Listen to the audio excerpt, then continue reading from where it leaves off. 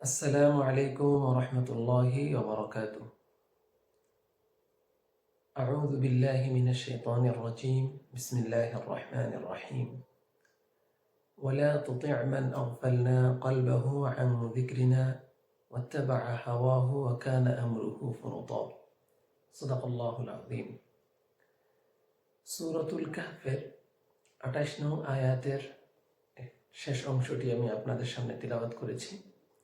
আল্লাহ রাব্বুল আলামিন এখানে বলছেন, এমন কোনো ব্যক্তির কথা মানবে না, এমন কোনো ব্যক্তির কথা মানবে না যার অন্তরকে আমি আমার স্মরণ থেকে গাফেল করে রেখেছি, যে নিজ খেয়াল খুশির পেছনে পড়ে রয়েছে এবং যার কার্যকলাপ সীমা ছাড়িয়ে গেছে।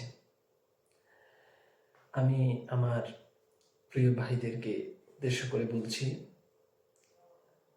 যারা বর্তমান প্রেক্ষাপটে বাংলাদেশে বিভিন্ন রাজনৈতিক দলের সাথে সম্পৃক্ত, আমি তাদেরকে বলবো যে এই আয়াতের সরল অনুবাদটা কি আমরা বুঝেছি?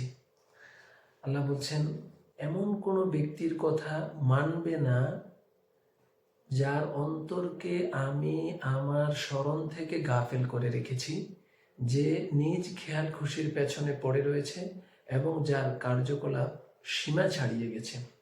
আমি একটি প্রসিদ্ধ অনুবাদ আপনাদের সামনে তুলে ধরার চেষ্টা করেছি।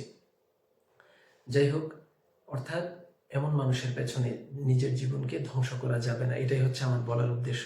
কথা লম্বা হয়ে গেছে। এই আয়াত নবী করিম সাল্লাল্লাহু আলাইহি ওয়াসাল্লামকে উদ্দেশ্য করে আল্লাহ রাব্বুল আলামিন বলছেন। এখন আমার এবং আপনার ব্যাপারে কি হবে একটু ভেবে দেখা উচিত, যে আমরা আসলে কাদের পেছনে আমাদের মূল্যবান জীবনকে শেষ করে দিচ্ছি, অথচ আমার এই মূল্যবান জীবন কার আনুগত্যের মাধ্যমে শেষ করার কথা ছিল?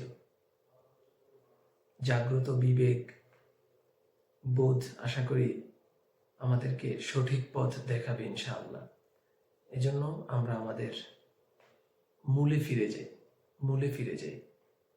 কালামুল্লাহ শরীফ স্পষ্ট রয়েছে, আমরা কালামুল্লাহ শরীফের অনুবাদ পড়ার চেষ্টা করি, বুঝার চেষ্টা করি, আলেম ওলামাদের সান্নিধ্যে গিয়ে হাকিকত অর্জনের চেষ্টা করি। আসসালামু আলাইকুম ওয়া রাহমাতুল্লাহি ওয়া বারাকাতুহু।